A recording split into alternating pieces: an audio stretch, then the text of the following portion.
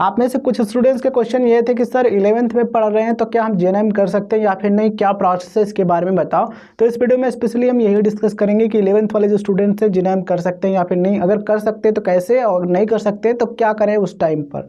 तो देखिए, सबसे पहले समझिए, 11th में पढ़ रहे हो तो डायरेक्टली आप जेएनएम में एडमिशन नहीं ले सकते हो। क्राइटेरिया क्या है कि कम से कम आप 10+2 पास हो, 12वीं पास कर लो, ठीक है, उसके बाद आप जेएनएम कर सकते हो। ये कंपलसरी है 12th पास होना।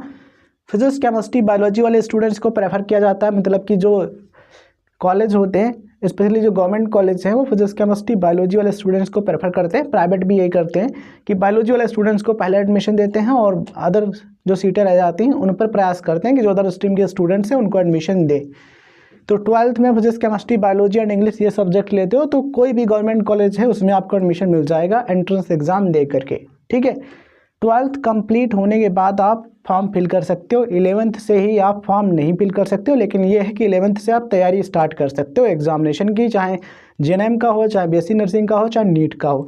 लेकिन और क्या करना चाहिए उसके साथ में, देखें, जब आप 11th पढ़ रहे हो ना तो उस समय क्या करो, बायोलॉजी पर अच्छे तरीके से फोकस करो, क्योंकि ये फाउंडेशन होता है, नर्सिंग का फाउंडेशन है, बायोलॉजी बहुत ज़रूरी है, ठीक है। इसके अलावा एनसीईआरटी जो है आपका, देखो मेन आपका है एनसीईआरटी, जितने भी एंट्रेंस एग्जाम है इसी पर बेस्ड होते हैं, मेन रहता है एनसीईआरटी। तो फिजिक्स केमिस्ट्री बायोलॉजी का जो एनसीईआरटी है वो अच्छे तरीके से पढ़ लो, ये आपका बेनिफिट देगा। चाहे आप जेएनएम का एंट्रेंस एग्जाम उसकी तैयारी करो, चाहे आप बीएससी नर्सिंग का करो, या फिर नीट का करो, या फिर आप पैरामेडिकल का कोई भी कोर्स का तैयारी करो, ठीक है, ये हर जगह बेनिफिट देगा। तो 11th में पढ़ रहे हो तो फिजिक्स केमिस्ट्री बायोलॉजी अच्छे तरीके से पढ़ लो, ये आपको काफ़ी ज़्यादा फायदेमंद रहेगा, ठीक है। तो ये काम आप कर सकते हो। देखिए, नर्सिंग करने के बाद क्या आपको जॉब मिलती, कहाँ पर मिलती है, तो देखिए नर्सिंग करने के बाद आपको स्टाफ नर्स का पोस्ट मिलता है, नर्सिंग ऑफिसर आप बन सकते हो, ठीक है। पेशेंट केयर के अलग अलग जॉब प्रोफाइल्स होते हैं वो आपको मिलते हैं। हॉस्पिटल में ड्यूटी करनी पड़ती है, पेशेंट केयर, इमरजेंसी में, नाइट शिफ्ट, डे शिफ्ट, इस तरीके से आपका जॉब रहता है। एक्चुअल में देखो, जॉब करने के लिए अलग अलग जगह है, जैसे कि हॉस्पिटल में कर सकते हो, इसके अलावा जो क्लिनिक है वहाँ पर काम कर सकते हो, और जो हेल्थ मिशन चलते हैं उनमें भी आप काम कर सकते हो, ठीक है। तो यहाँ पर समझ लीजिए कि 11th में पढ़ रहे हो तो डायरेक्ट अगर आपसे कोई ये कहता है कि आप 11th में हो, हम डायरेक्ट आपको एडमिशन दिला देंगे उसमें, तो ये गलत बात है, बिल्कुल फेक है।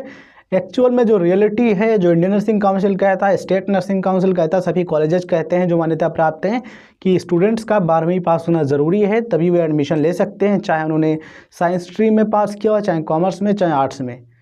12th में इंग्लिश सब्जेक्ट होना ज़रूरी है, कम से कम 40% मार्क्स होने चाहिए 12th में, वे एडमिशन के लिए एलिजिबल हो जाते हैं।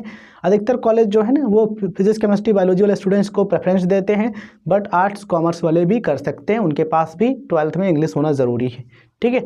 तो 11th से आप डायरेक्ट जेएनएम नहीं कर सकते हो, ये है 11th में आप अच्छे तरीके से तैयारी कर लो, और उसके बाद 12th के बाद एंट्रेंस एग्जाम दे करके एक बढ़िया कॉलेज में एडमिशन ले सकते हो, अच्छे तरीके से पढ़ाई करके नर्स बन सकते हो। उसके बाद आप चाहो तो पोस्ट बेसिक बेसिक नर्सिंग कर सकते हो।